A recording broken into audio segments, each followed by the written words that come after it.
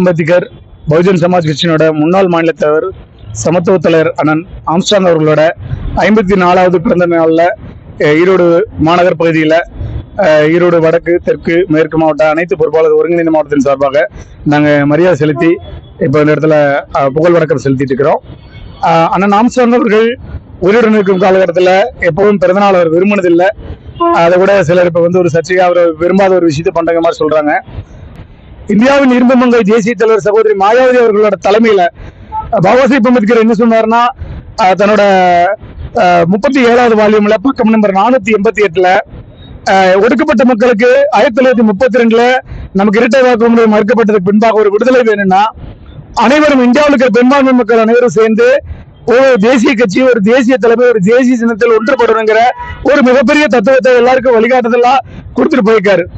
ஆனா இங்க நான் தான் பாபா சாஹேப் அம்பேத்கர் மறுவரும் சொல்றவங்களோ அல்லது பாபா சாஹேப் அம்பேத்கர் படங்களை வச்சு இங்க அரசியல் வியாபாரம் பண்றவங்களோ உண்மையான அரசியல் தத்துவத்தை எடுத்துட்டு போறதில்ல. தமிழகத்திலே பாபா சாஹேப் அம்பேத்கர்னா உண்மையான அம்பேத்கர் உண்மையா நமக்கு எடுத்துரைச்ச ஒரே ஒட்டுப்பட்ட மாமனிதர் தலைவர் எங்களுடைய சமத்துவ தலைவர் அண்ணன் ஆம்ஸ்ட்ராங் தான்.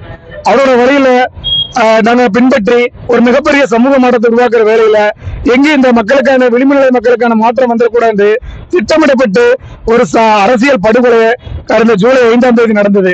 அந்த டைம்ல உடனடியா ஓடோடி வந்த எங்களது தேசிய தலைவர் சகோதரி மாயாவதி அம்மா உடனடியா ஒண்ணு சொன்னாங்கன்னா, ஆளும் இந்த திமுக அரசுக்கு இதுல சம்பந்தம் இல்லைன்னா உடனடியா வழக்க சிபிஐக்கு மாற்றுன்னு சொன்னாங்க.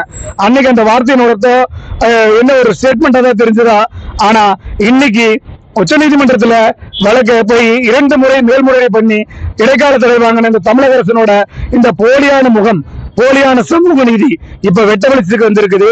நிச்சயமா இதற்கான பதிலடியை எங்களை கட்டுக்கோப்பா சமத்துவ தலைவர் ஆம்ஸ்ட்ராங் எங்களை வளர்த்திருக்காரு. அதனால அவருடைய இறப்பு நேரத்தில் கூட தமிழகத்துல ஒரு சட்டம் ஒழுங்கு பிரச்சனை வராமல் நடந்தோம். தமிழகத்துல எது நடந்தா கூட இந்தியாவில் இன்னைக்கு ஐநா சபை வரல சமத்துவ தலைவர் படுகொலைக்கு நீதி கேட்டு பேசிட்டு இருக்கிறத நீங்க கவனிச்சுட்டு இருப்பீங்க.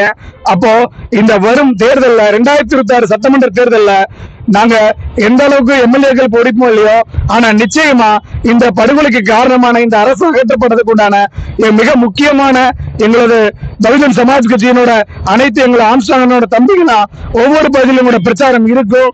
ஆனா அண்ணனோட இறுதி மூச்சு அவரோட உயிர் ஆன்மா இருக்கிறது பகுஜன் சமாஜ் கட்சியிலும் யானை சின்னத்தில்ங்கிறத மிக தெளிவா இந்த நேரத்துல நாங்க இந்த பகுஜன் சமாஜ் கட்சியின் மேற்கு மண்டலத்தின் சார்பா நான் ஆணித்தரமா தெரிவிச்சுக்கிறேன். நன்றி. ஜெய் பீம்.